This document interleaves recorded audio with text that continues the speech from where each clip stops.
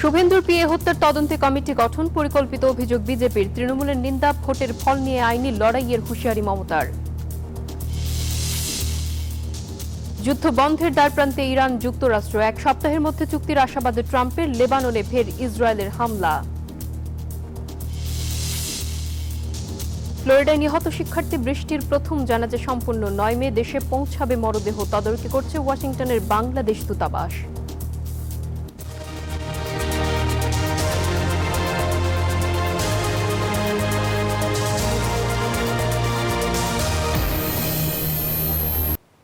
স্বাগত গ্লোবাল টাইমে। বিশ্বের নানা প্রান্তের খবর নিয়ে আপনাদের সঙ্গে আছে আমি নাফিসা জামান। দেখছিলেন শিরোনামগুলো।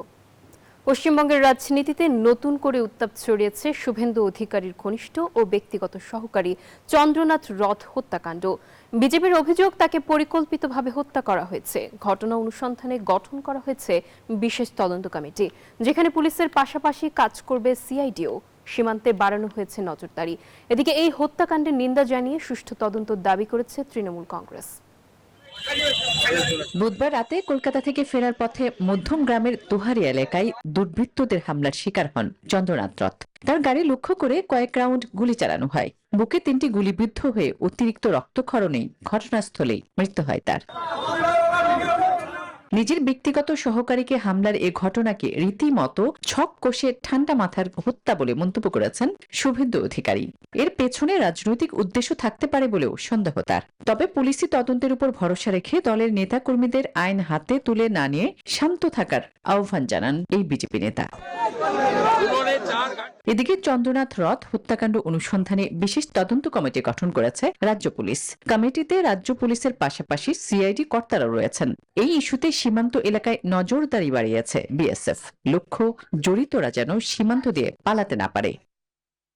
মমতা বন্দ্যোপাধ্যায় ব্যক্তিগতভাবে এ নিয়ে কোনো প্রতিক্রিয়া না জানালেও হত্যাকাণ্ডের নিন্দা জানিয়ে সুষ্ঠু তদন্ত দাবি করেছে তার দল তৃণমূল কংগ্রেস।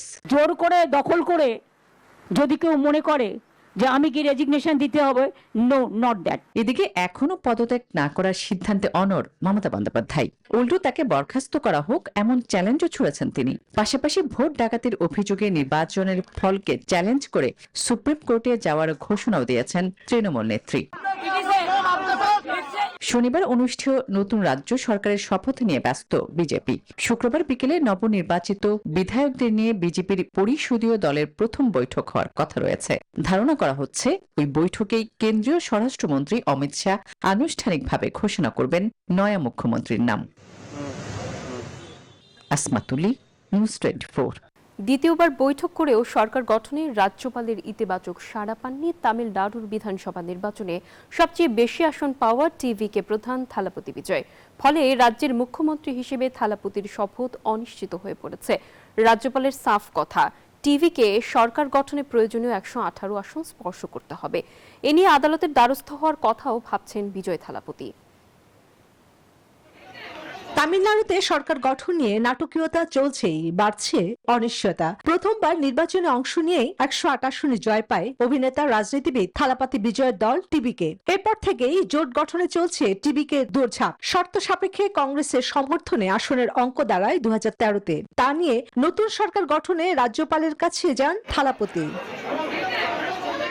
তবে রাজ্যপালের সত্য, তামিলনাড়ুতে রাজ্য সরকার গঠনে ম্যাজিক ফিগার 118 স্পর্শ করতে হবে। এতে বৃহস্পতিবারের শপথ অনুষ্ঠানও পিছিয়ে গেল। এই নিয়ে ফের রাজ্যপালের সঙ্গে বৈঠকে বসেন থালাপতি বিজয়। কিন্তু রাজ্যপালের একই শর্ত, সরকার গঠনে প্রয়োজনীয় 118 জন বিধায়কের সমর্থনেও আনুষ্ঠানিক ও নথিভুক্ত প্রমাণ দেখাতে হবে।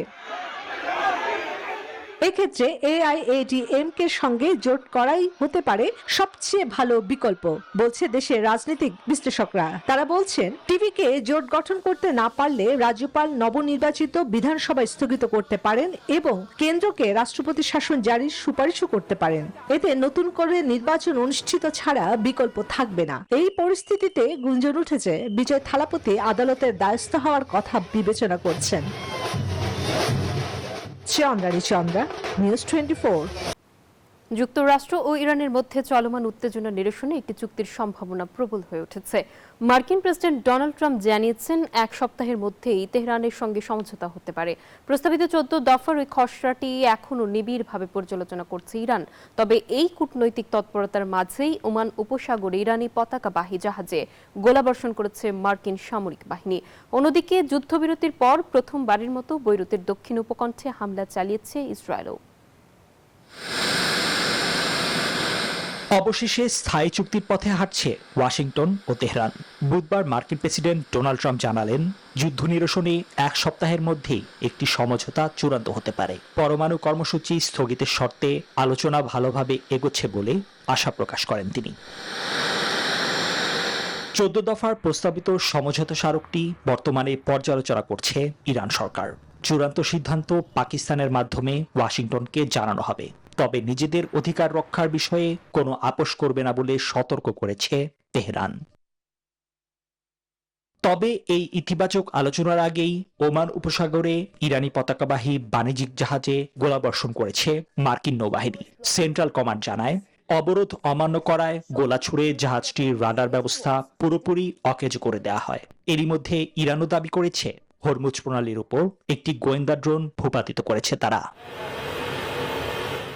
এদিকে যুদ্ধবিরতি লঙ্ঘন করে লেবাননের রাজধানী বৈরুতে নতুন করে বোমাবর্ষণ করেছে ইসরায়েল। হামলায় বহু প্রাণহানি ঘটায় তীব্র নিন্দা জানিয়ে একে চুক্তির নগ্ন লঙ্ঘন আখ্যা দিয়েছে ফিলিস্তিনি স্বাধীনতাকামী গোষ্ঠী হামাস। নিবির আমিন, নিউজ 24। যুক্তরাষ্ট্রের ফ্লোরিডায় নিহত শিক্ষার্থী নাহিদা সুলতানা বৃষ্টির প্রথম জানাজা টাম্পায় সম্পন্ন হয়েছে।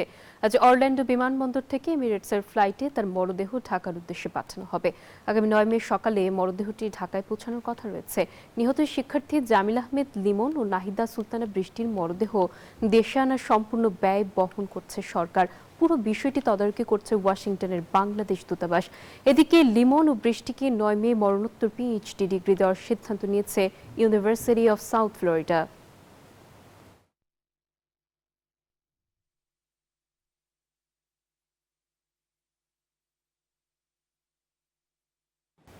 সাতাশি বছর বয়সে মারা গেলেন বিশ্বের প্রথম 24 ঘন্টা নিউজ চ্যানেল CNN এর প্রতিষ্ঠাতা টেড টার্নার। স্পষ্টভাষী স্বভাবের জন্য তাকে the mouth of the south নামেও ডাকা হতো। এছাড়া তিনি ছিলেন বিশ্বের অন্যতম পরিবেশবিদ ও ইউনাইটেড নেশন ফাউন্ডেশনের প্রতিষ্ঠাতা। নিজে হাতে গড়া মিডিয়া সাম্রাজ্য ছেড়ে না ফেরার দেশে পাড়ি জমিয়েছেন CNN এর প্রতিষ্ঠাতা টেড টার্নার। টার্নার এন্টারপ্রাইজ জানায়, বুধবার নিজ বাসায় মারা যান বিখ্যাত এই পরিবেশবিদ। 1980 সালে টার্নারের হাত ধরে বিশ্বে প্রথমবারের মতো শুরু হয় 24 ঘন্টা নিউজ চ্যানেল। পরে 1982 সালে CNN2 ও 1985 সালে প্রতিষ্ঠা করেন CNN ইন্টারন্যাশনাল। এরপরই তিনি সবার পরিচিত মুখ হয়ে ওঠেন। 1991 সালে তিনি টাইম ম্যাগাজিনের ম্যান অফ দ্য ইয়ার উপাধি অর্জন করেন। তবে শুধু গণমাধ্যমেই নয়, the mouth of the south খ্যাত টার্নার নিজের ছাপ রেখে গেছেন সমাজের বিভিন্ন স্তরে। তিনি ছিলেন বিশ্বের অন্যতম পরিবেশবিদ ও ইউনাইটেড নেশন ফাউন্ডেশনের প্রতিষ্ঠাতা। জীবনের প্রতিটি স্তরে তার সাফল্য চোখে পড়ার মতো। টেড টার্নারের মৃত্যুতে শোক প্রকাশ করেছেন মার্কিন প্রেসিডেন্ট ডোনাল্ড ট্রাম্প। নিজের ট্রুথ সোশ্যালে মার্কিন প্রেসিডেন্ট লেখেন, টার্নার শ্রেষ্ঠ ছিলেন, প্রয়োজনে সবসময় তাকে পাশে পেয়েছি। চৈতি রয়, নিউজ 24। হরমুজ প্রণালী দিয়ে নৌ চলাচল ব্যাহত হয় টাল মাটাল বিশ্ব জ্বালানি বাজার। নেতিবাচক প্রভাব পড়ছে বিমান সংস্থাগুলোর উপরও। সরবরাহ বিঘ্নিত হওয়ায় প্রতিনিয়ত বাড়ছে জেট ফুয়েলের দাম, যা সংকটে ফেলছে বিশ্বের বড় বড় বিমান সংস্থাগুলোকে।